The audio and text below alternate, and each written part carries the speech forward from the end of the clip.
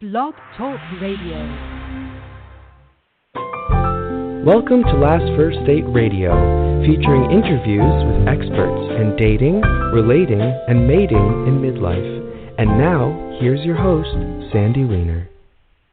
Hello, everybody. This is Sandy, and I am a dating and love coach at lastfirstdate.com. I want to welcome you to Last First Date Radio. We are a featured show about attracting and sustaining healthy relationships in midlife. Every week I bring you in-depth interviews with top experts and cutting-edge authors in the field of dating and relationships. And today I'm excited to be speaking with author David Chatfield about how to disconnect from toxic relationships and foster healthy ones. One of my favorite topics, because if you don't disconnect from the toxic, you cannot foster the healthy that you desire. As a dating coach, I love helping women over 40 become more confident so that they can finally have the healthy, lasting love that they want. I encourage you to stop listening to the dating advice that tells you that you need to be thinner, smarter, wittier, have less cellulite, all these things that you need to change in order to really attract the love that you deserve. I want you to stop believing that love is going to come to you when you morph into something you're not, and that doesn't work. People will be attracted to the real you. So the authentic, deep love that you desire will come to people who uncover their true selves, and it's really a steps of uncovering, because we spend so many years hiding ourselves, hiding our true selves, and being afraid to really expose who we are. We want to be liked, we want to be loved, and so we often try to be cool and do things that may not align with who we are. I have helped thousands of women own their true value and become more vulnerable to create deeper, more meaningful connections with amazing men who love them for who they are and not what they are not. So every week I also share a tip on how to be a woman of value, and this week's tip is know when to say yes. Say yes to opportunities that excite you, opportunities that get you out of your comfort zone to try new things, especially when they scare you to death. If you want to be a woman of value who attracts her best partner, I invite you to head over to my website, lastfirstdate.com, and sign up for my new free guide, which has you, it exposes the top 10 reasons why men pull away or disappear, and how you can finally attract and keep the love you deserve. I want you to stop sabotaging your love life and start taking back your control by being a woman of value. And last invitation is to join my private Facebook group. So if you are a woman over 40 and you're single, go to facebook.com/groups/your last first date. So don't forget to push the your in front of last first date. And join us there, where the conversation is positive and supportive, and sometimes even a little racy. So today I am excited to introduce you to David Chatfield. He had a life-altering car accident, and after that accident he gained great clarity on how to live an authentically happy life. He shares his knowledge with us in his book, Taking Control, Cracking the Code to Happiness. David Blake Chatfield began his career as an attorney and manager. He represented global companies, music artists and producers, motion picture and TV writers, actors, and editors. He currently has his own law practice where he serves as General Counsel in many diverse companies. He's the managing partner of the United Music Group, a partner in CNA Management, and he owns Chatfield Entertainment. Welcome to the show, David. Thank you. It's great to be here, Sandy. I really enjoyed what you had to say at the top of the show. Oh, thank you. I appreciate that. And I really agree with everything you said.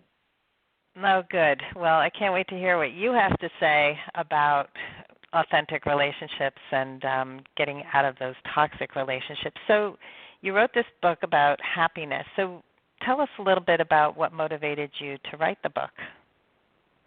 Well, what happened was that when my daughter, who was born in sunny Southern California and grew up going to the beach and in the warm weather, went to college in Northern California, up on the border of Oregon and California, and it was dark and dreary, and she got depressed and had a problem getting out of school, getting out of bed to go to class, which is a key ingredient of being successful in school. So every day I would send her a Facebook post, but I would post it, on my Facebook page, not directed to her specifically, because I didn't want her to feel funny about it. And it was something that would be positive and inspiring and to motivate her. And at the end of the school year, after doing that every day, I stopped because she was home for this summer break. And then all of a sudden, hundreds of my friends said, "Why did you stop? You were helping us get out of bed." And I said, "Oh my gosh, I'm really helping people. I better put this all down in a book." And that's how the book started. So what was in those posts?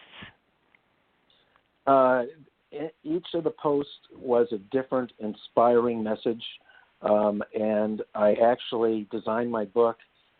Each chapter is kind of wrapped around one of those posts. Cool. So,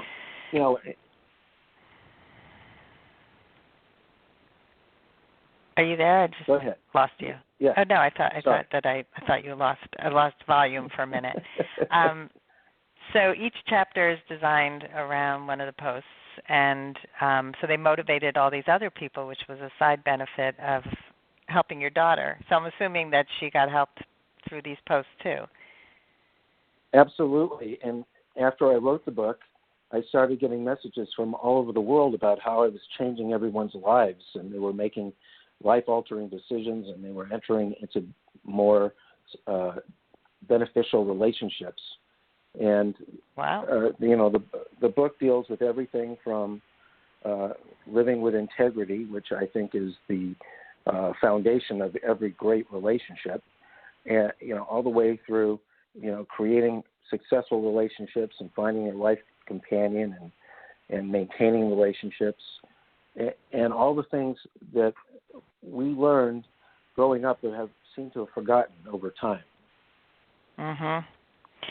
Yeah, it's the unlearning that we need to do, right? Yes. So that's wonderful that you helped all these people and lives are changing. I mean, it doesn't get better than that. And I mean, before that, had you ever done anything like this? Were you always somebody who liked to inspire people? Well, being a lawyer in the entertainment business, I was always the person, behind the curtain and encouraging the people to go forward and to do the best they could do. I have the ability somehow to help people be their best selves. And no matter what they do, no matter what their profession, what they do in life, when I'm with someone, they tell me that I leave them inspired and happy, and they believe that they can do anything. And I help them lose fear and grasp and hold on to love a little better. That's awesome.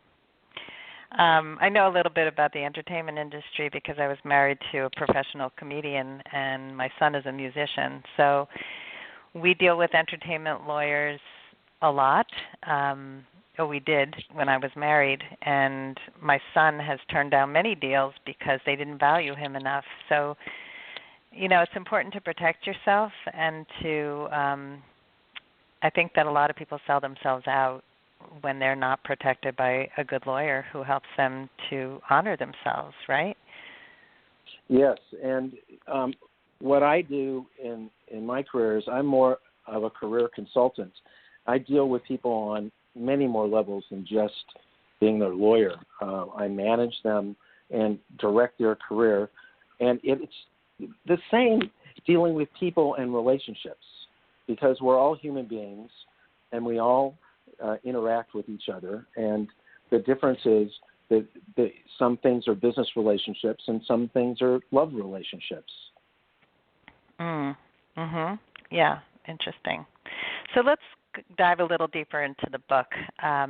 What did you mean by cracking the code to happiness? What is cracking the code to you? Well, to me, I think that in order for an individual to be happy, there are a few key things they need to know. It's almost like knowing the combination to a safe. You may know all of the numbers, but you have to know which way to turn the dial and how many times to turn it. And it's kind of like one step at a time builds upon the next until finally you get to the point where you can open the door and inside the safe is happiness. So that's why I called it cracking the code, because it's not a secret, but it's something that people just have to grasp and understand one part at a time so that they can structure their mind when they're entering into relationships and make their life actually work. So is there like a specific order that these steps have to go in, or can they be random? I think that they all work together, but the way I wrote it in the book was in the way I think the steps should be entered into. The first chapter of my book is about living with integrity, and that means that in order to create strong and lasting relationships, you have to begin with integrity, which means keeping and making commitments with yourself to keep all of your agreements with everyone. For example, if you plan a date with someone to go to Starbucks tomorrow at 10 o'clock, and between the time you plan the date and the time you're going, somebody comes up with a better offer. And a lot of people will just flake on the person they have the Starbucks date with. They won't even tell them anymore that they're not coming. The people, for some reason, they take their commitments very lightly. And it's important to tell the person that's making you the other offer, oh, gee, I'm sorry, I'd love to go, but I have another commitment. That way, everyone in your life starts to understand that you are a person that can be trusted to keep your agreements. And the very first thing that we need to do when we enter into a relationship with another human being, like women with men, or whatever your orientation is to start it by being a person of integrity. Tell the truth all the time. You've talked about it on some of your other shows, about how you lie to your parents and you lie to your friends, and stop doing that. It doesn't get you anywhere. It's way more work to cover up a lie than it is to tell the truth and deal with whatever the consequences are of the truth right there at the time. And then put it behind you. Don't live in the past. Live in the present moments. And so that's the very first chapter in the book. And then after that, I talk about how to create happy and healthy relationships. And the very first thing is, in my mind, is to eliminate potential disappointments by eliminating egocentric expectations. You have to accept people the way they are. You have to accept yourself first as the way you are, and not try to be someone you're not, and just accept people the way they are. And you don't get into a relationship with people that you need to change. People don't want to change, and if there's someone in your life that's sucking the life out of you, sucking your energy away, the toxic relationships, get rid of them. If people aren't going to change, and you accept the fact that people aren't going to change, if there's someone that when you talk to on the phone, after a half hour, you need to lie down, you feel so wiped out, they're energy vampires, get rid of them. It's no matter how long you've known them, if you can't handle them, get rid of them. Because as soon as you remove a toxic person from your life, it could be your lover, your friend, could be a business associate. As soon as you get rid of one of them, many more positive people will come to you, because there's a space that opens up in your life that was filled with all this toxic energy. But now there's a space for for people that can bring positive and fulfilling relationships. Totally hear you on that one. And it's interesting, and this isn't just about romantic relationships. And the same with the first thing you talked about, the integrity and leaving a date for somebody else. People do it in friendships all the time. They'll ditch their girlfriend for a date. It works the other way around, where you had plans with a friend and then you just dumped your friend for a last-minute invitation from a romantic partner, and that's not okay either. So it's so important to pay attention to these things, especially if you want to attract this into your life. I love the term energy vampire, and boy, there's a lot of those. And in business, too. I've let go of people like that as clients who didn't follow through, who blamed me when they couldn't, come to a call on time, and I still charge them. Those people are not committed to the process, and they're not respectful, and I don't want them in my practice. So it's really knowing how to get rid of toxic everywhere and stop expecting people to be something they're not. That's such an important point. Right, because if you begin a relationship with integrity and accepting the people the way they are, and they make you feel good about yourself, you now have an excellent chance to form a positive, supporting, and lasting relationship. Absolutely. And to confess that I married my husband hoping he would change certain things about himself, thinking that a good marriage means that these things are just going to change on their own, right? Like, you're committed, so they're going to change. That's not how it works. You were going to say something else. I was going to say that another great thing is to take risks, because when you don't take a risk, there's not the possibility of a reward. You can't be afraid to get hurt, or you'll never get into a strong relationship. In a relationship setting, we're risking our hearts, our minds, and our souls, and that can be really scary. In a love relationship, the risk, just like the reward, is the greatest. So you have to let go of fear and give way to trust. And so if you accept someone the way they are and trust that they'll accept you the way you are, then you can lose the fear of all this, because, fear is silly, because everybody's afraid of everyone else. And how silly is it to be afraid of someone who's afraid of you? Relationships have to be based upon trust. And they have to be based upon trust and acceptance without fear of loss of acceptance or trust, because without the risk, there is no reward. So, you're going out, you're accepting someone the way they are, trusting that they accept you the way you are, and that's a real big risk. And you have to just, if you find a connection with someone, you should just grab hold with both hands and not let go. It's so hard to find a good connection. It's true.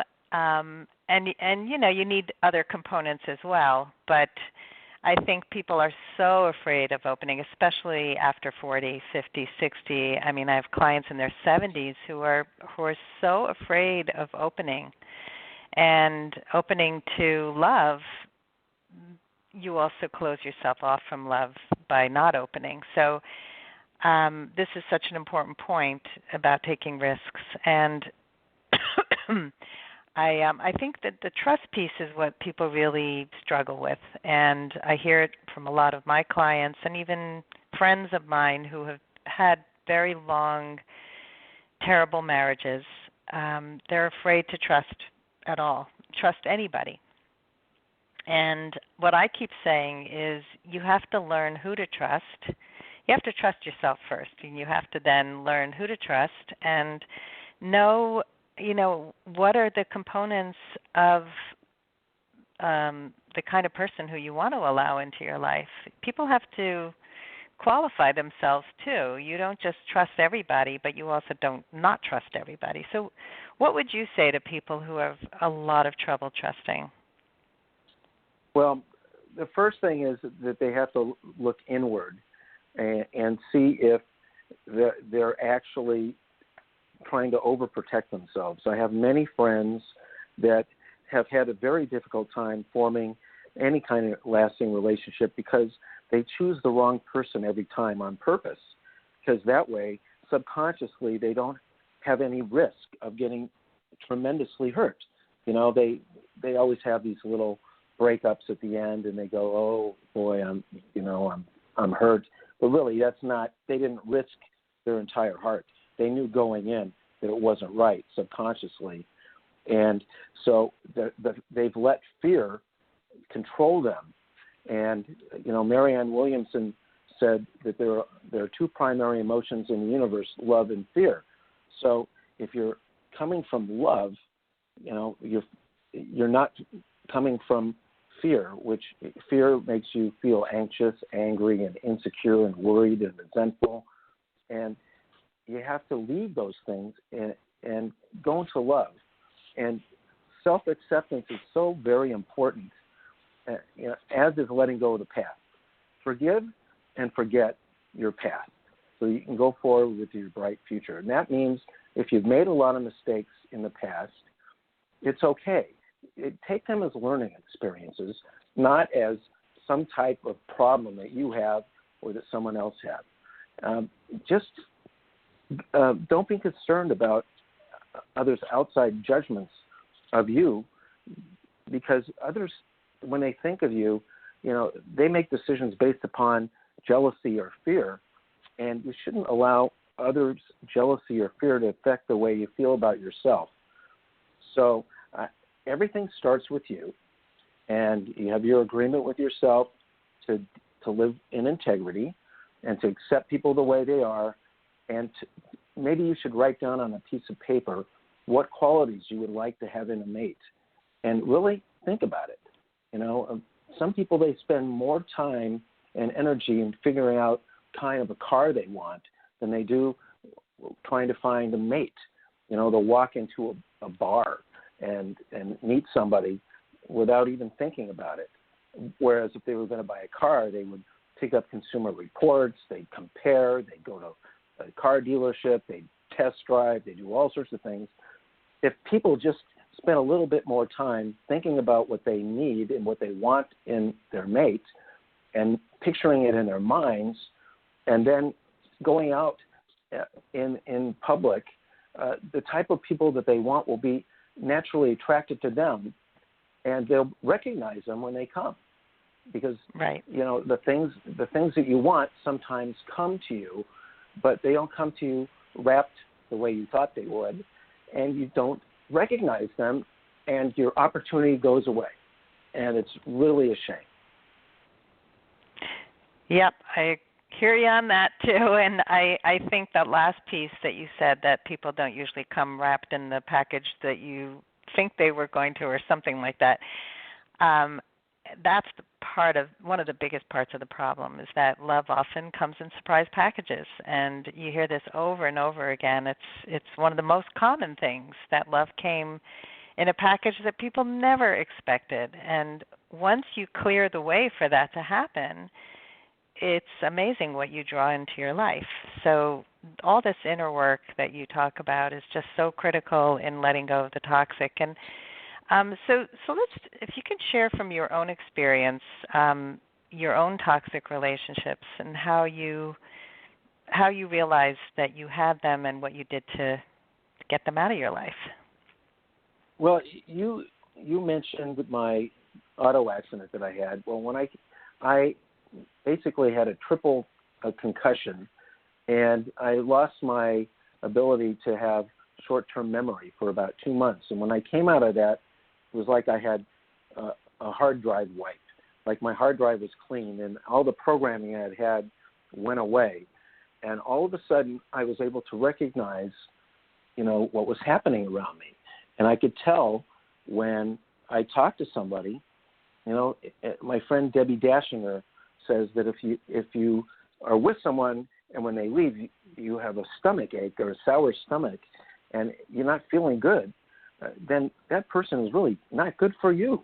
It's a toxic relationship. So what I did in my life is all the people that really drain my energy, that try to involve me in their dramas. Oh my God, so much drama in life. You really, I just dropped out of that. I had to get rid of them. And no matter how long it was and how painful it was to get rid of it, they don't change. And you can't just have them, like it's a part-time friend. You really, when you make a commitment, it's got to be 100%. And the commitment to get rid of a toxic relationship has to be 100%.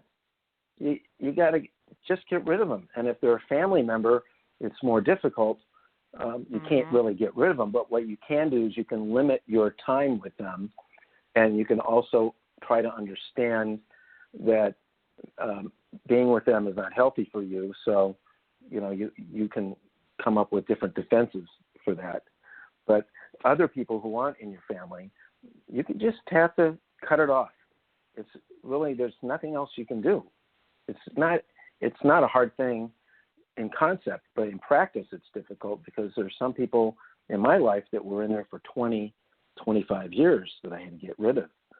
And when I mean get rid of, you just have to cut it off and say, sorry, this isn't working for me, and it's painful for me, and I felt the pain for an appropriate amount of time, and then I let it go, having to realize that my life was better off, came into my life to replace the negative people who left.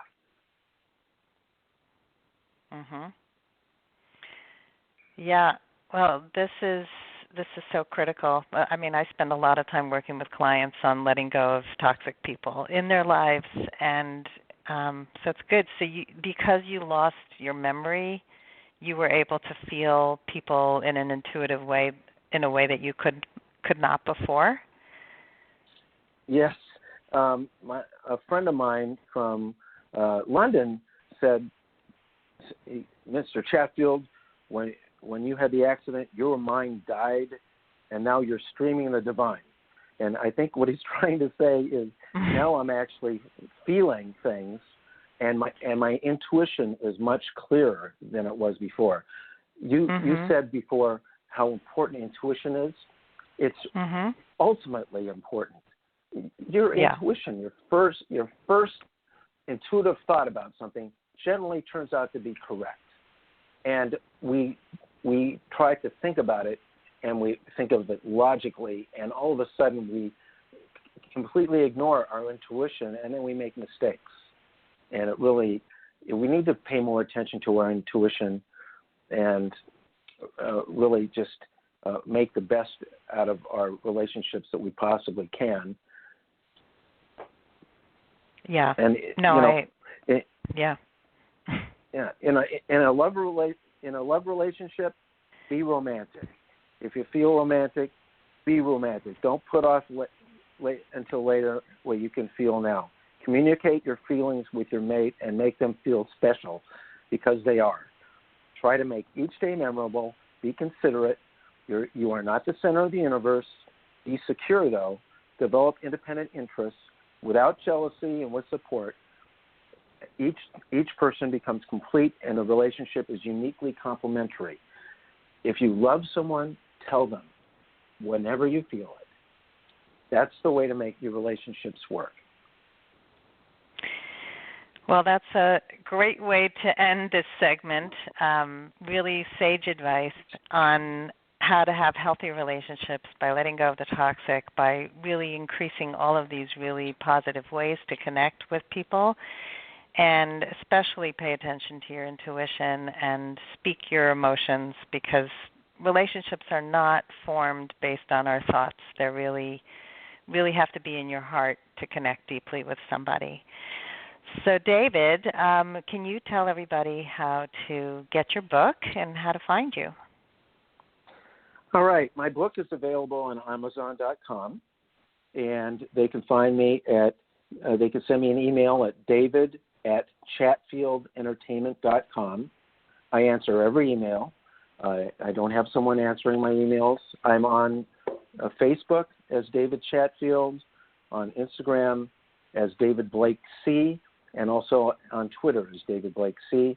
And I go to social media every day and respond. And I love to communicate with people and help them. That's one of my major goals in life. Well, thank you so much. I hope you sell a lot of books and help a lot of people because we all need happiness and good relationships. So thank you, David. Thank you very much. I really have enjoyed being on the show.